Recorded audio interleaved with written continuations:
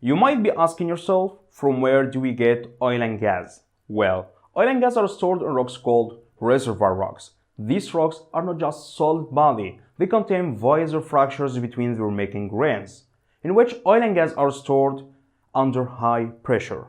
This leads us to two important terms that are strongly related to reservoir rock. The first term is porosity, which is a percent of void space within the rock.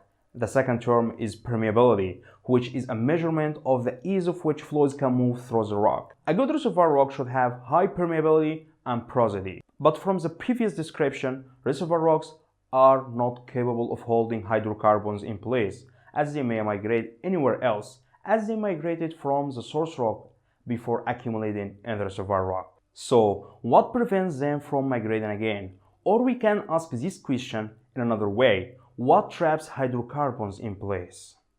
Well, there are two types of traps. The first one is structural traps, and the second one is stratigraphic traps.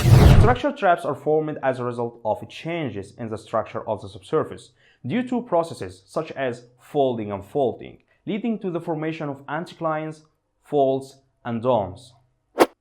Anticlines result from folding action on ductile rocks.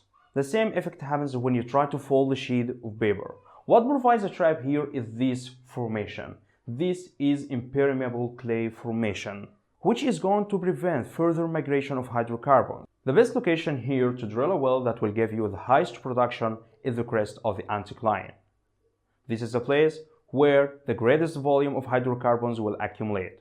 By locating the crest, you can locate the target coordinates. Faults result from forces being exerted on bedrock. These forces break the rock across the fault plane. The seal develops when the reservoir rock comes across impermeable formation such as this clay formation. This formation will act as a seal and traps hydrocarbons in place. The best well location is to be drilled away from the fault plane due to the tectonic movements of the fault plane, which may lead to casing failure.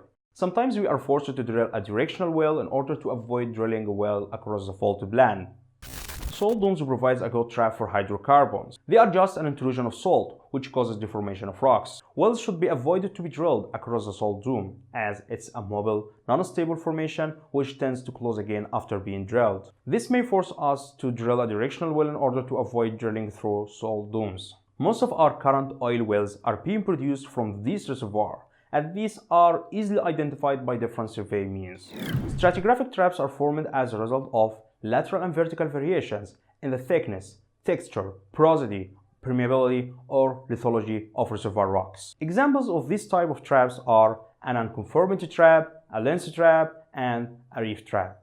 The challenges in stratigraphic traps are they cannot be easily located and may require additional technologies in order to produce hydrocarbons from. This will be translated into additional production costs, and this explains why the world focused in the past century on producing hydrocarbons from structural traps. The world now has started to greatly depend on those reservoirs to produce hydrocarbons. After determining the location and coordinates of the target, which will give us the highest production with the least drilling expenses, the surface coordinates can be easily calculated. After the target coordinates are selected and the surface coordinates are calculated, now we can easily design the well path or well profile. This process can be straightforward if both the target and surface coordinates have the same x, y, z, and the well will be just a simple vertical well. But sometimes, even if we intended to drill a vertical well from the first moment, we cannot do so, as the surface location may be downtown or highland or any other area that may be hard to prepare for the drilling rig.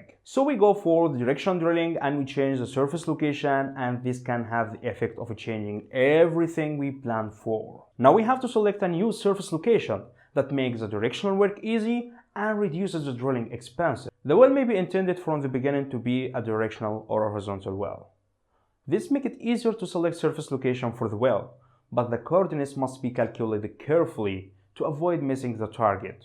Understanding the reservoir type and characteristics will help you to select the best location and the best well path. I recommend you to read more about this topic. See you in the next lecture.